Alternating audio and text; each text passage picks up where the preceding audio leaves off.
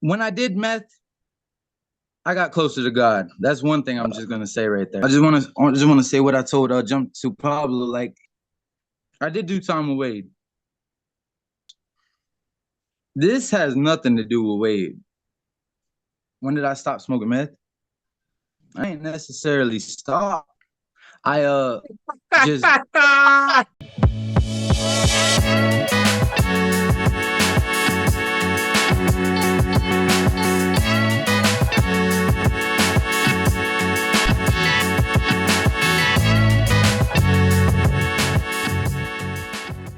Late one night, I received an email from a woman who told me her name, but said that she didn't want to be publicly identified.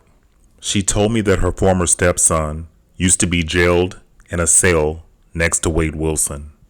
It was a bizarre exchange, and she really didn't say why she was emailing me.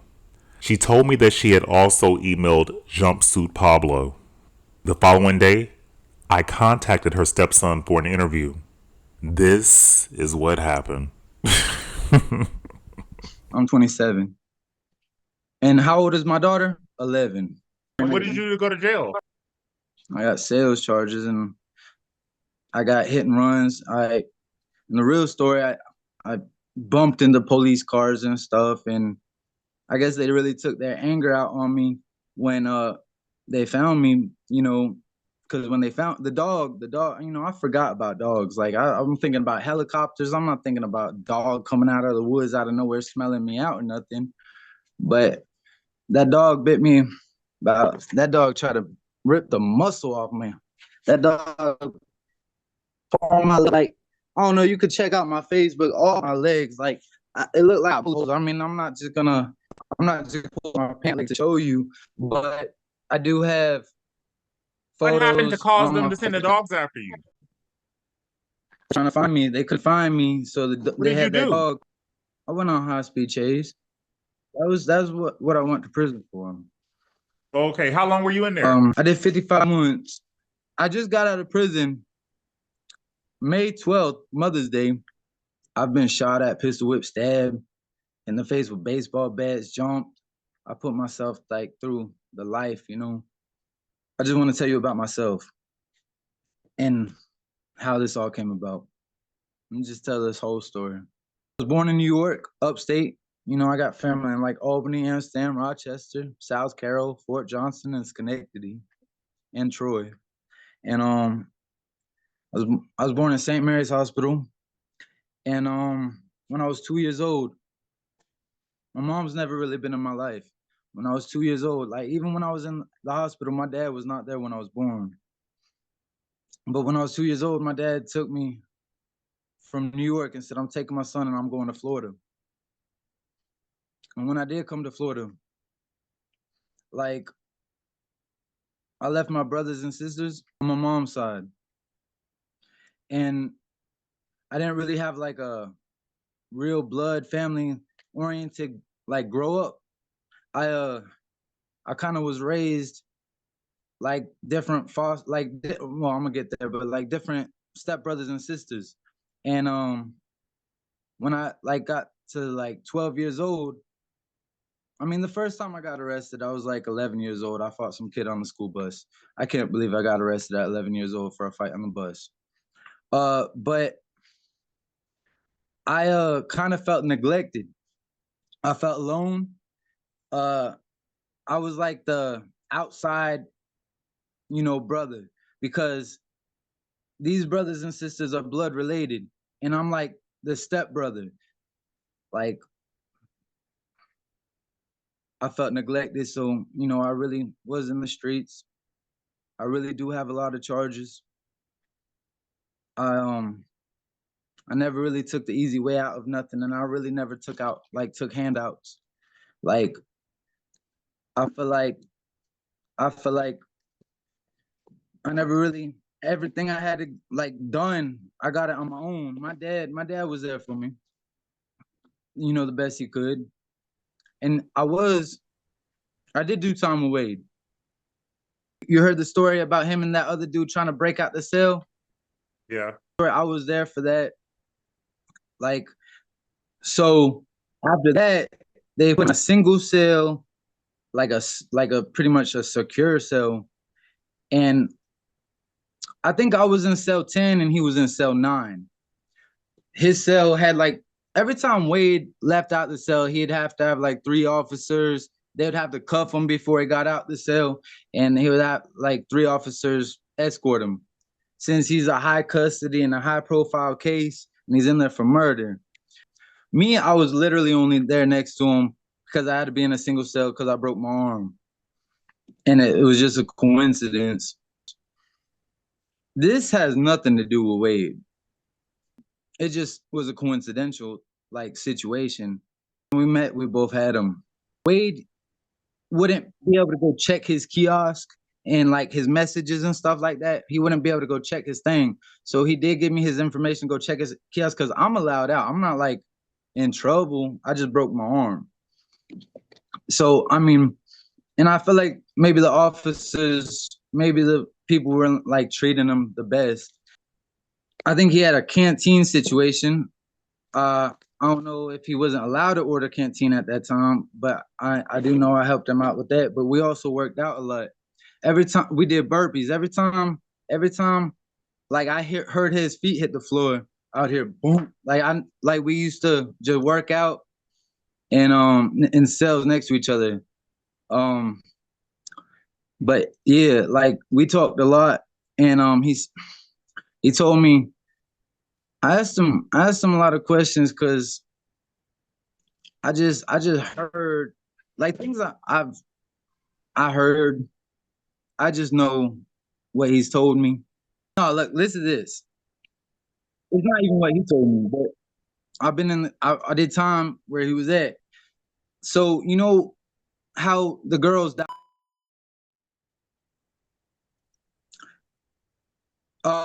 Well, they said they found one off on the road or something. He had the girl in the trunk or whatever.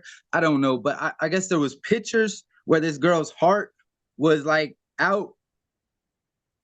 Honestly, if you meet Wade, the shit that I've heard does not add up with his personality.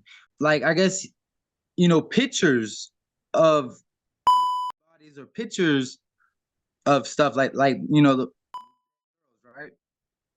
Well, I guess there was a picture of her heart.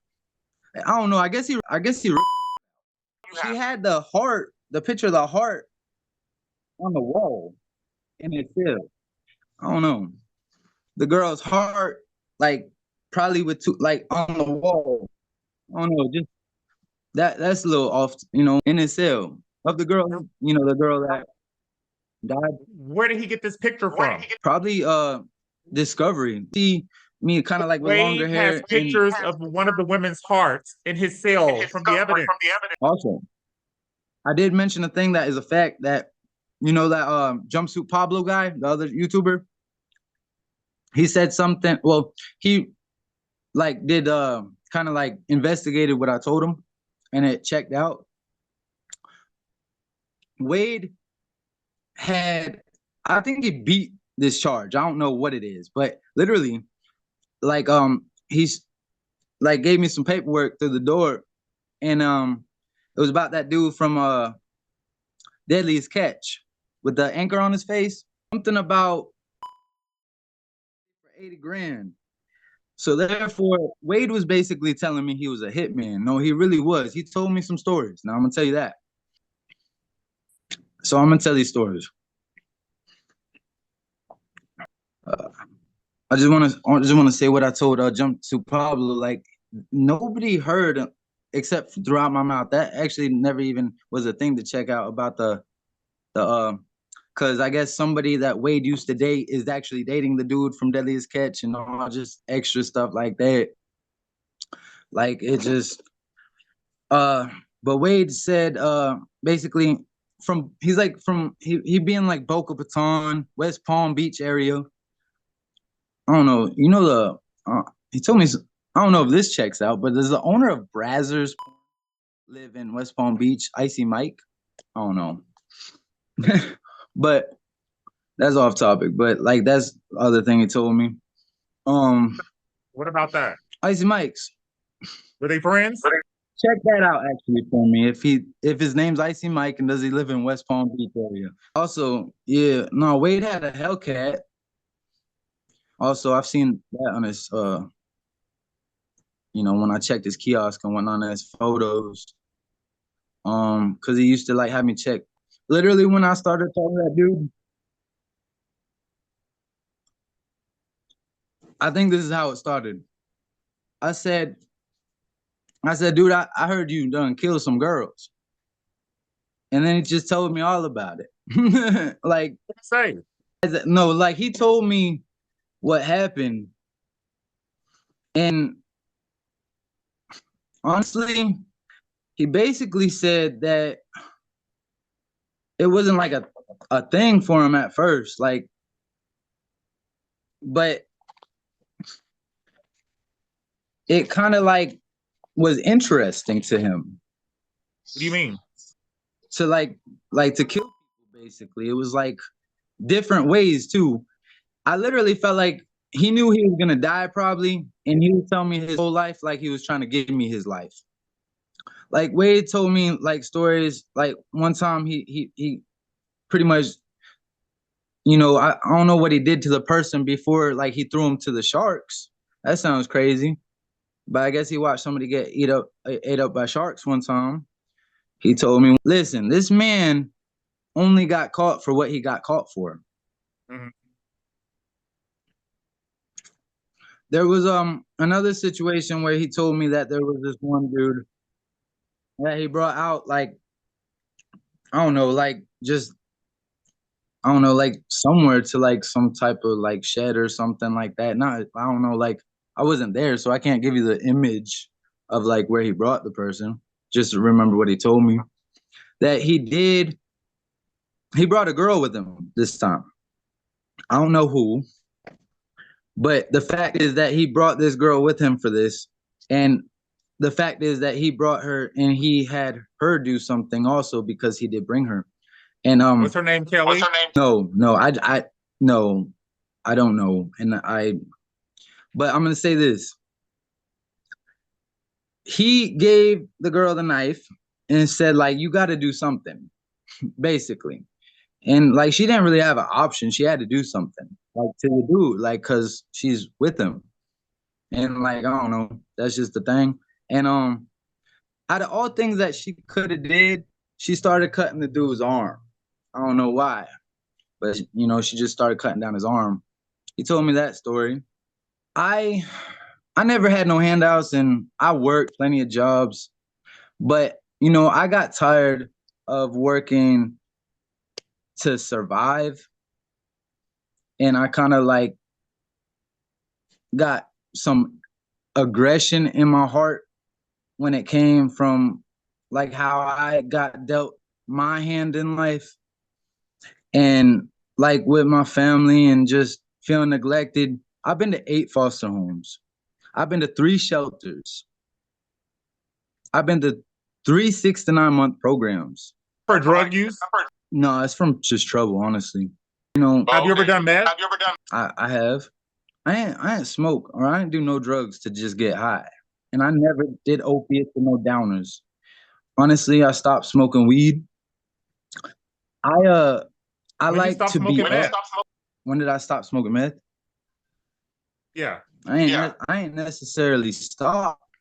I just if like you could stop, like I don't have no drug. That's not anything like that is not addictive. That's like coffee. It's like you want to wake up in the morning and just be ready for anything. Honestly, 5 years ago in Florida, meth is not the same as it was back then. It used to be a lot better. I'm not even honestly, I'm about to tell you something though. I got I, I got I love Jesus on my forehead because I almost lost my soul. I almost lost my soul.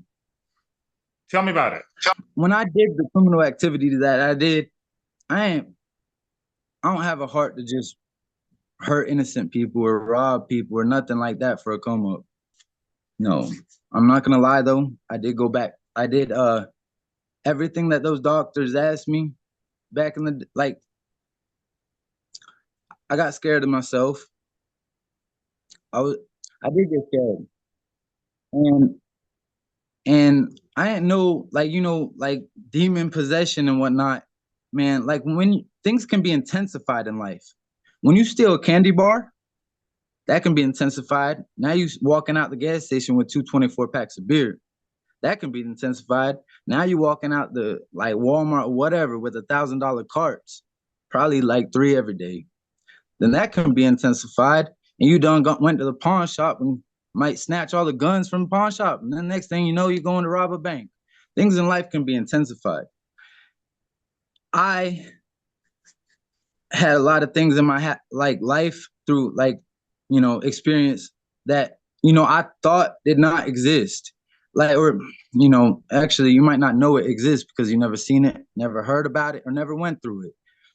But things that you think or couldn't process to happen can happen.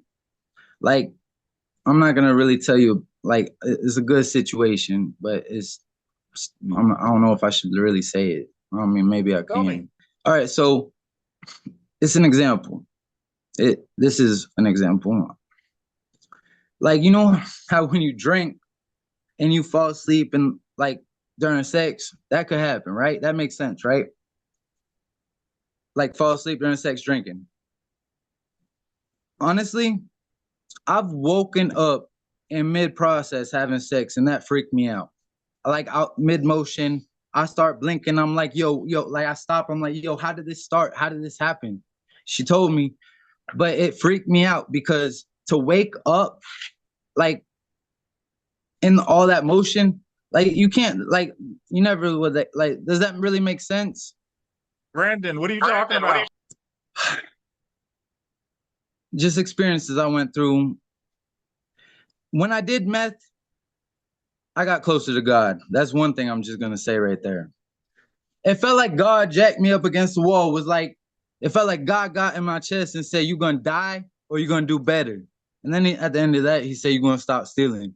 And I'm not gonna lie, I stopped stealing because I told myself from the beginning, I said I was gonna do bad things for a good reason.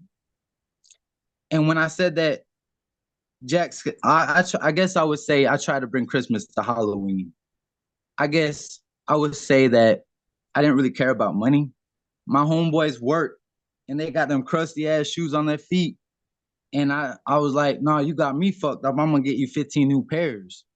I had some type of like inside me that was just tired of it. Like I'm I wanted more than what a 9 to 5 could give me, I guess.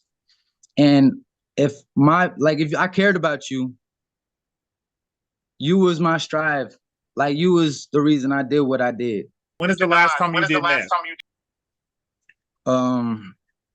About a month ago, honestly. I did a couple times since I've been out, honestly.